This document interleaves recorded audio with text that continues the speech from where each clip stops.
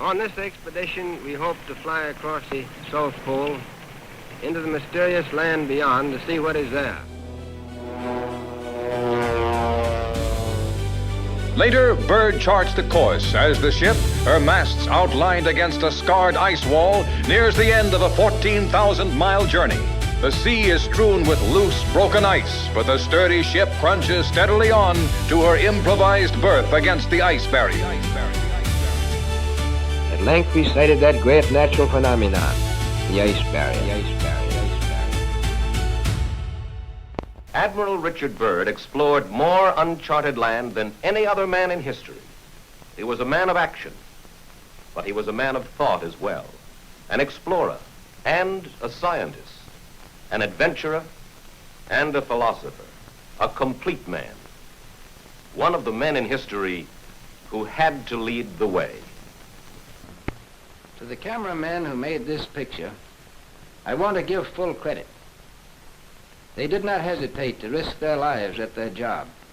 Now, the North Pole is the center of a deep ocean, whereas the South Pole is the center of a high plateau which averages 7,000 or 8,000 feet in altitude. There is no life whatever beyond the edge of the world. It is cold and silent. There are no Eskimo. It is too cold for human beings to live there permanently. When we left on this expedition, we were, to put it very mildly, extremely anxious to find out if it still existed, would we be able to find it? And that was the great question. We left on this expedition from the Navy Yard at Boston. Here is our supply ship, the Rupert, just a big unprotected iron ship of 8,000 tons. And here is our icebreaker, the Bear, which we took as a protection for the personnel of the Rupert, and also to use exploring in dangerous ice areas. We took with us this time 150 Eskimo dogs, and more than 14,000 different kinds of items for 2 years away from civilization. Day followed day, week followed week as we penetrated the great Pacific.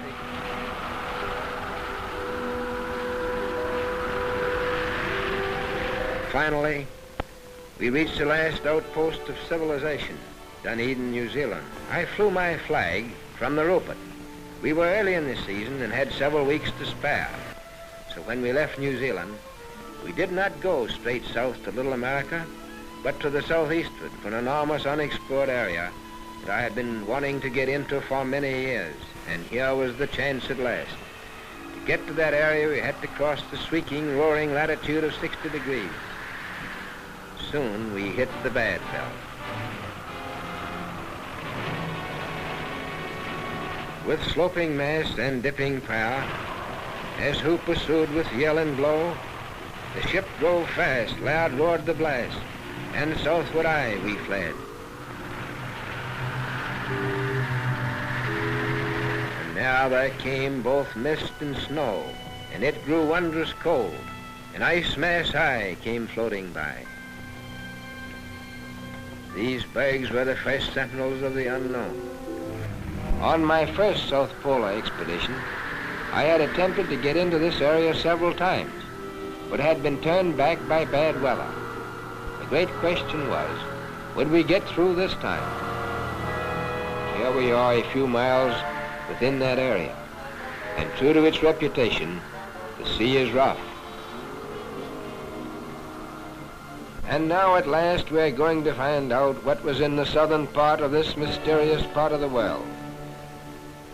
For after battling the bad weather, here we are 240 miles within it.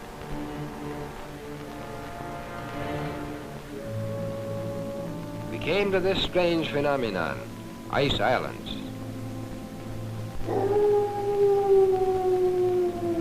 This was a strange and weird sea. Steaming through these ice islands was an eerie sensation. Here was the twilight of the gods, and we were curious to know what these somber giants were guarding.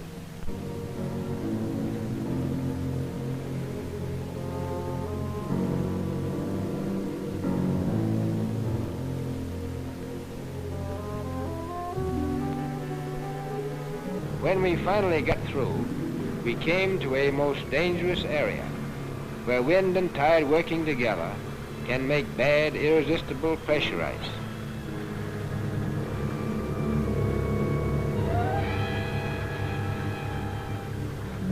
For days we steamed through this area, searching for new land.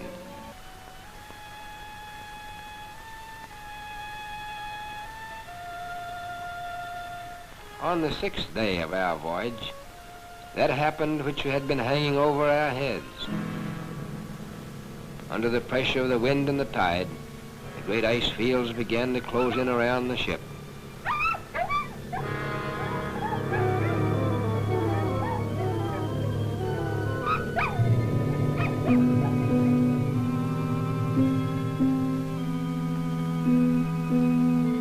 This open lead closed in on us. Ice fields extended as far as the horizon. It looked bad for us. If the winter night should catch us, beset in the ice, we would be crushed. Hour after hour after hour, we bucked this ice full speed ahead. The Bear's old oak timbers cracked and bent but did not break, showing that in spite of her age, she was a strong, seaworthy ship. But she did spring leaks, and we had to man the pumps. Time and again we were stopped, and we tried every course on the compass, trying to get out. And again, as in the devil's graveyard, there was very great anxiety. It was a throw of the dice of fate, all or nothing.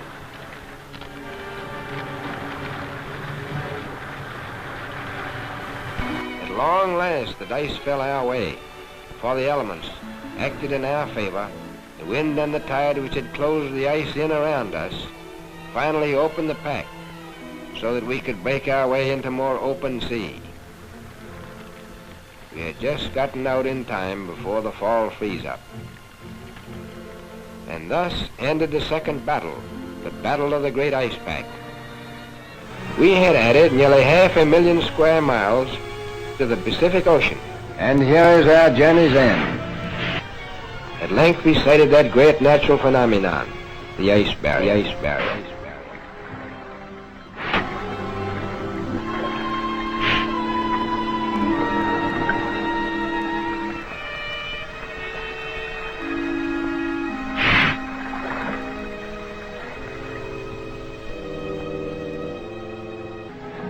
As we started alongside the barrier with our ships, suddenly the edge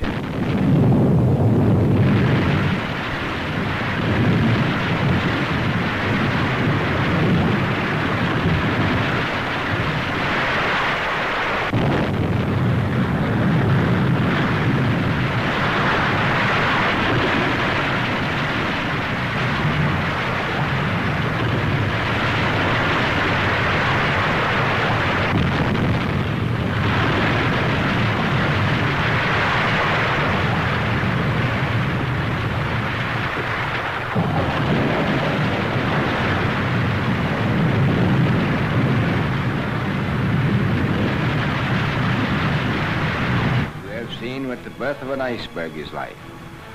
Enough of ice falling to sink a fleet of ships. It seemed like a warning from Providence not to go alongside the barrier. Southward, ho! The start of one of Admiral Byrd's 6 expeditions. Later, Byrd charts the course as the ship, her masts outlined against a scarred ice wall, nears the end of a 14,000-mile journey. The sea is strewn with loose, broken ice, but the sturdy ship crunches steadily on to her improvised berth against the ice barrier. They pushed on, right up to the ice barrier. At length we sighted that great natural phenomenon, the ice barrier.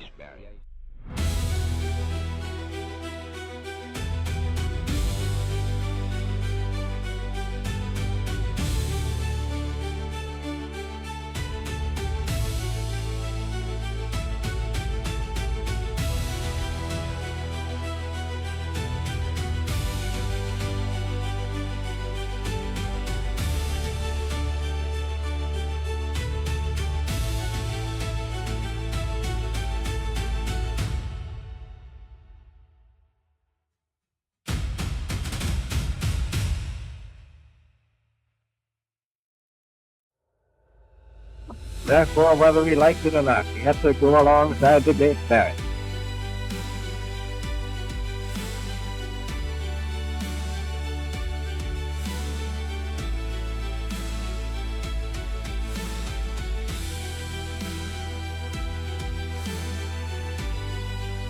Even for the sailor for whom the sea is an open glory, there is adventure in the oceans at the end of the world.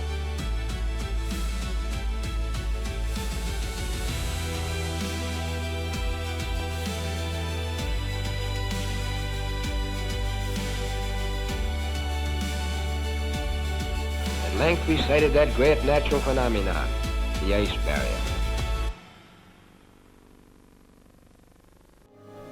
In 1955, 2 years before his death, Admiral Richard Byrd departs on his 5th and last expedition. But it's not simply an unknown continent or a distant ocean that lures adventurers like Richard Byrd. As he put it, here is a door ajar through which one may escape from the noise and chaos of civilization into the solace and harmony of the cosmos, and for a moment, be part of it.